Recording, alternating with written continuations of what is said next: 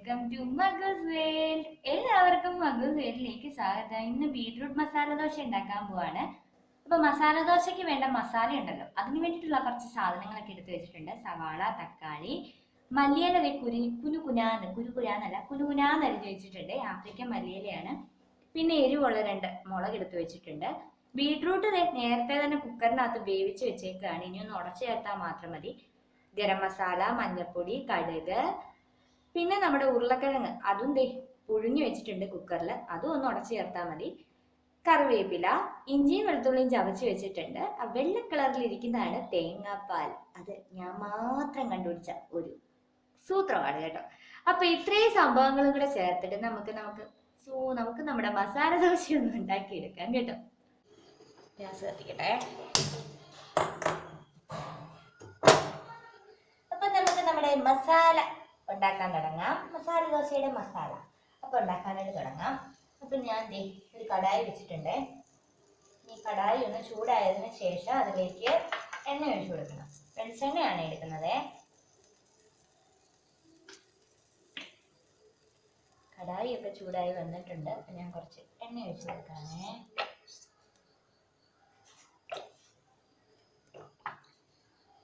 എണ്ണ ഒഴിച്ചു കൊടുത്തു. ഇനി എണ്ണ നന്നായിട്ട് ചൂടായിട്ട് വരുമ്പോൾ അതിലേക്ക് ഞാൻ കുറച്ച് ഉഴുന്നുപരിപ്പ് ഇട്ട് കൊടുക്കുന്നുണ്ട്.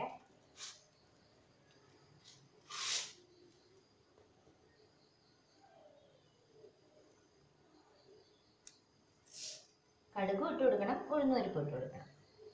ഞാൻ കുറച്ച് ഉഴുന്നുപരിപ്പ് ഇട്ട് കൊടുത്തു. അതിൻ്റെ കൂടെ തന്നെ കുറച്ച് കടുക് ഇട്ട് കൊടുക്കാനേ.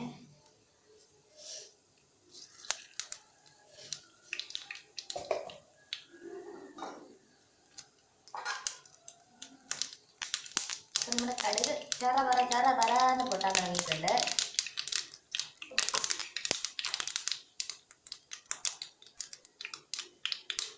അത് നമ്മുടെ ഉഴുന്നുപരിപ്പ് നല്ല ഗോൾഡൻ കളറായിട്ട് വരുന്നുണ്ട്. ഇനി നമ്മൾ അരിഞ്ഞു വെച്ചിരിക്കുന്ന സവാള ഉണ്ടല്ലോ, 2 എണ്ണം, അത് ചേർത്ത് കൊടുക്കാം. ഈ സവാള നന്നായിട്ടൊന്ന് വഴറ്റി വെക്കണം. ഞാൻ സവാള നന്നായിട്ട് വഴറ്റാൻ വേണ്ടിയിട്ട് കുറച്ച് ഉപ്പും കൂടെ ചേർത്ത് കൊടുക്കുകയാണേ. നമ്മൾ ഉരുളക്കിഴങ്ങ് പുഴുങ്ങിയ സമയത്തൊന്നും ഉപ്പ് ചേർത്തിട്ടില്ല. അപ്പോൾ കുറച്ച് ഉപ്പ് ഈ സമയത്ത് നമ്മൾ ചേർത്ത് കൊടുക്കണം. എന്നിട്ട് നമുക്ക് എണ്ണയിലിട്ട് നന്നായിട്ടൊന്ന് വഴറ്റിയെടുക്കാം. അപ്പം ഞാൻ ഈ സവാള ഒന്ന് വഴറ്റിയെടുക്കട്ടെ. അപ്പം പതുക്കെ ഒന്ന് സവാള വാടി വന്നിട്ടുണ്ട്. ഈ സമയം ഞാൻ ഇഞ്ചിയും വെളുത്തുള്ളിയും ചതച്ച് വെച്ചതായത്, അപ്പം അതുകൂടെ ഒന്ന് ചേർത്ത് കൊടുക്കുകയാണ്. നിങ്ങൾക്ക് ഇഞ്ചിയും വെളുത്തുള്ളിയും അരിഞ്ഞ് ചേർക്കാം, ചതച്ചും ചേർക്കാം, അതല്ലെങ്കിൽ പേസ്റ്റ് ആക്കിയും ചേർക്കാം കേട്ടോ. അപ്പം ഞാൻ ചതച്ചതാണ്, കല്ലേ വെച്ച് ചതച്ചതാണ്. അപ്പം അതുകൂടെ ഒന്ന് ഇട്ട് ഇളക്കി നന്നായിട്ട് കൊടുക്കുകയാണ്. ഈ സമയത്ത് ഞാൻ കുറച്ച് കറിവേപ്പിലയും കൂടെ ചേർത്ത് കൊടുക്കുന്നുണ്ട്.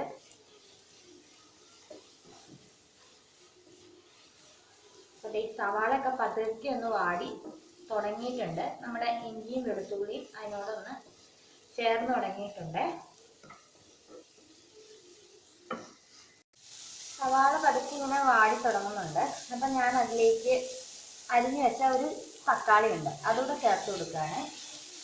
അപ്പോൾ നമ്മൾ ഇതിനകത്ത് അധികം പൊടികളൊന്നും ചേർക്കുന്നില്ലല്ലോ, ഉള്ളത് മഞ്ഞൾപ്പൊടിയും ഗരം മസാലയും മാത്രമേ ഉള്ളൂ. അപ്പം നമുക്ക് ഈ സമയത്ത് തക്കാളിയും കൂടെ അതുകൊണ്ട് ചേർത്ത് കൊടുക്കാം. എന്നിട്ട് ഇത് നന്നായിട്ടൊന്ന് വഴന്നതിന് ശേഷം വേണം നമുക്ക് മഞ്ഞൾപ്പൊടിയൊക്കെ ചേർക്കാൻ. നമ്മൾ ഗരം മസാല നേരത്തെ ചേർത്ത് കഴിഞ്ഞാൽ അതിൻ്റെ ആ ഒരു മണമൊക്കെ അങ്ങ് പോകും. അപ്പം നമുക്ക് അവസാന ഭാഗമാകുമ്പോൾ വേണം ഗരം മസാല ചേർക്കാനായിട്ട്. അപ്പോൾ ഈ തക്കാളി സവാളയും കൂടെ ഒന്ന് വെന്ത് കിട്ടാൻ, ഈ തക്കാളിക്ക് അത് കുറച്ച് വെള്ളം ഉണ്ടല്ലോ, അപ്പോൾ വെന്ത് കിട്ടാൻ വേണ്ടിയിട്ട് നമുക്ക് കുറച്ച് നേരം ഒന്ന് അടച്ചു വയ്ക്കാം.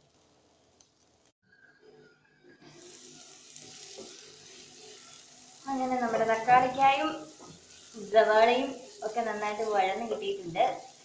ഞാൻ ഈ തവി വെച്ച് നന്നായിട്ട് ഉടച്ച് അവന്മാരോട് തക്കാളി കയറ്റിയോടെ വേഗം തോന്നുന്നു. വെന്തു ഇല്ല, വെന്തിട്ടുണ്ട്. എന്നാൽ നമുക്കൊന്നും കൂടെ അടച്ച് വെച്ചിരിക്കാം. നിങ്ങൾ ധൈര്യം തീർക്കണം. ഇപ്പൊ ശരിയായിട്ടാണ്. നെക്സ്റ്റ് ഐറ്റം കിട്ടോ. നെക്സ്റ്റ് ഐറ്റം മഞ്ഞൾപ്പൊടി. മസാലയും മഞ്ഞപ്പൊടി ഇട്ടു. മഞ്ഞപ്പൊടി ഇട്ടു. മഞ്ഞപ്പൊടി ചേർത്ത് കൊടുക്കാം.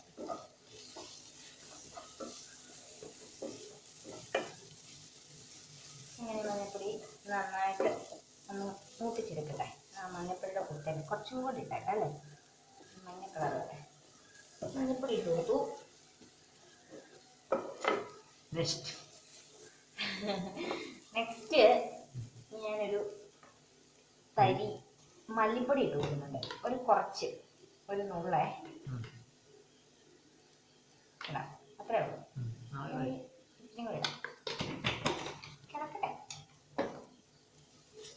അങ്ങനെ ഈ മല്ലിപ്പൊടിയും കൂടെ ഇതിനകത്ത് കിടന്ന് നന്നായിട്ട് മൂപ്പിച്ചെടുക്കാം. കണ്ടോ,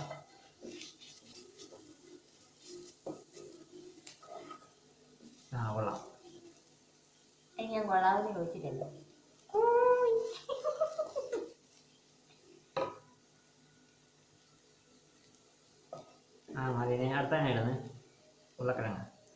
സാറ് പറയുന്ന പോലെയല്ല, സാറിനൊട്ട് ക്ഷമയില്ല കേട്ടോ.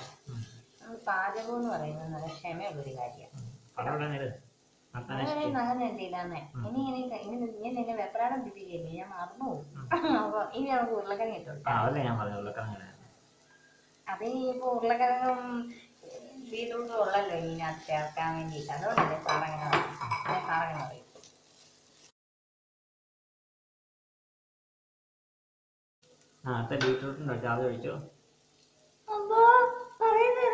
പറഞ്ഞു തരുന്നതല്ലോ ഞാൻ, സാറ് പറയുന്ന പോലെയാണ്. ഇതെന്നാന്നറിയാം, ഒരു വേവിച്ചിട്ട് ഞാൻ ആ മിക്സിയുടെ ജാറിലിട്ടൊന്ന് എന്ത് ചെയ്തു, നമ്മള് ഇന്ത്യൻ കോഫി ഹൗസിലെ കഴിച്ചിട്ടില്ലേ? അപ്പൊ നമ്മൾ ഇന്ത്യൻ കോഫി ഹൗസിൽ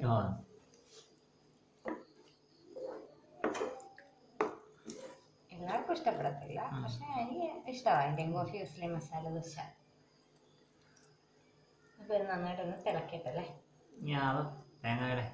അതുകൂടെ ഒഴിക്കാം. കുറച്ച് തേങ്ങാപ്പാലും കൂടെ എടുത്ത് വെച്ചിട്ടുണ്ട്. അപ്പം ഞാൻ ഇതും കൂടെ ഒഴിച്ചിട്ടൊന്ന്, ഇതിനകത്ത് വെള്ളമുണ്ട് കേട്ടോ ആവശ്യത്തിന്. നമ്മൾ വെള്ളം കൂടെ ആവശ്യത്തിന് ഒഴിച്ചിട്ട് വേണം ഇങ്ങനെയൊക്കെ ചെയ്യുമ്പോൾ പാലെടുക്കാനേ, അല്ല പിരിഞ്ഞു പോകും. അപ്പം ഇനി നമുക്കിതൊന്ന് നന്നായിട്ട് വറ്റിച്ചെടുക്കാവേ. ഒരു കാര്യം പറഞ്ഞപ്പോഴാണ് ഒരു കാര്യം ഓർത്താണ്, ഞാൻ ഇതൊക്കെ മുളക് ചേർത്തിട്ടായിരുന്നു.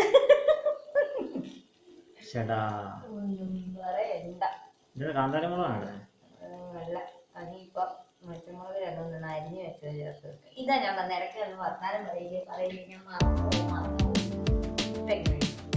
മുളക് പൊടി കൂടെ ചേർത്തിട്ടാൽ എന്നാണേലും ബീറ്റ്റൂട്ട് ചോലക്കളർ ആയതുകൊണ്ട് മുളക് പൊടി ചേർത്താലും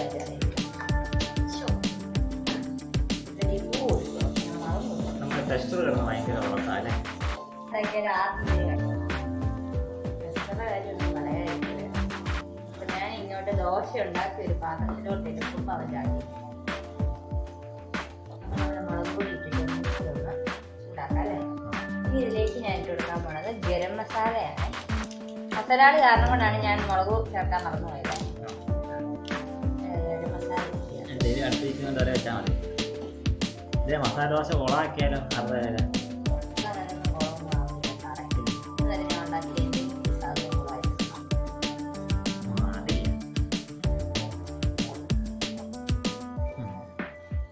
ഞാൻ ഇതിലേക്ക് ഇടാൻ പോണത് മല്ലിയില അരിഞ്ഞ് വെച്ചത്,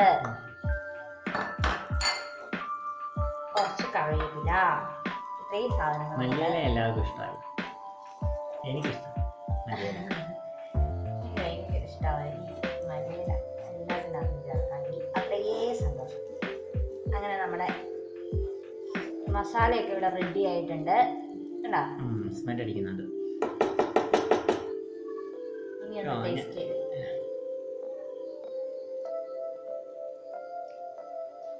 കൊള്ളാം, മതി, വാങ്ങിക്കോ. മതിയോ? അപ്പം നീ